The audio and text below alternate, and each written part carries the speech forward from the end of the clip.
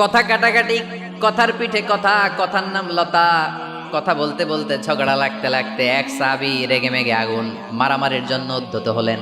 বিশ্বনবী দেখলেন ওই সাহাবীর চেহারাটা একেবারে আগুনের গোলার মতো লাল হয়ে গিয়েছে।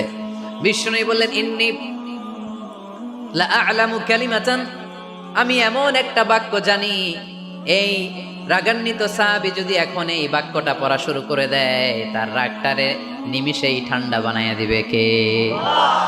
ওই সাহাবী বললেন, ইয়া রাসূলুল্লাহ, কি সেই বাক্য আমারে শিখাইয়া দেন। বিশ্বনবী বললেন, পড়ো, আউযু বিল্লাহি মিনাশ শাইতানির রাজীম। আবার পড়েন, আউযু বিল্লাহি মিনাশ শাইতানির রাজীম। সুবহানাল্লাহ।